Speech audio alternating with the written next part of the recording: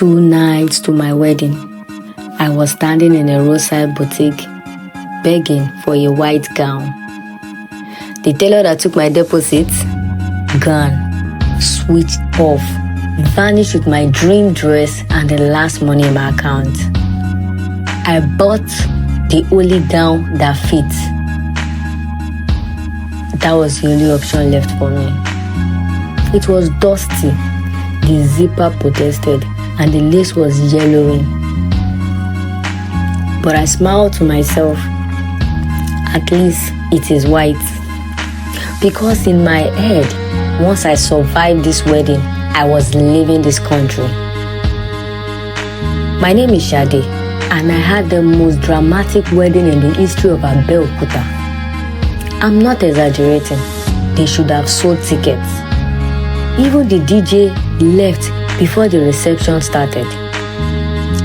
But let me start from the beginning. He slid into my DM like destiny. A UK returnee, fine boy, accent like sky nails, passport holder. He said he was tired of loneliness and wanted to settle down.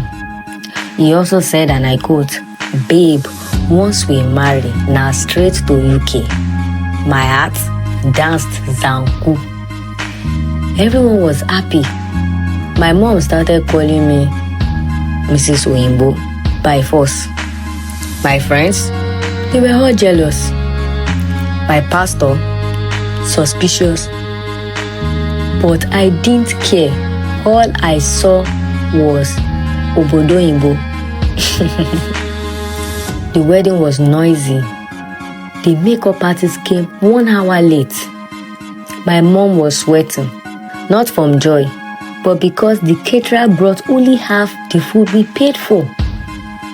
We had to pause during the service to go and buy food. No one could hear the vows. The MC mispronounced our name twice.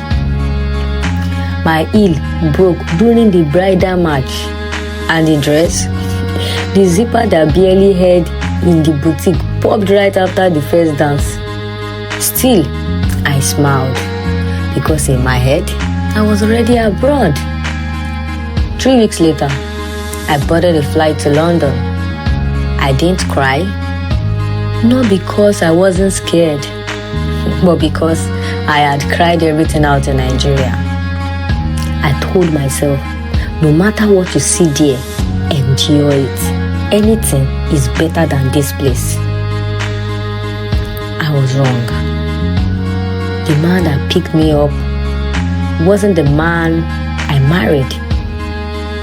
He didn't hug me. He didn't help with my bags. He barely spoke. He dropped me in a small flat, handed me a key and said, "Stay here, don't go anywhere, I'll be back."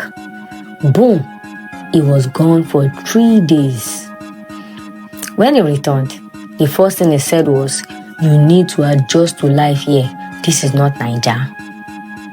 I became a maid, cooked. I became a shadow of myself. He mocked my accent. He told his friends I was his temporary guest. Whenever I asked about registering our marriage officially in the UK, he laughed. "You think I brought you here for love? Eh?" That night, I cried in the bathroom. Loud. The neighbor knocked. I lied. I said it was a flu. But the truth, I looked in the mirror and whispered, "You smiled through a torn dress that day, and you've been tearing ever since." I called my cousin in Birmingham. She sent me a train ticket. I packed my things, left without goodbye. Now I work in a small cafe. I rent a room with 2 other girls. It's not the life I imagined, but I sleep with both eyes closed. I am not in a palace, but I am safe.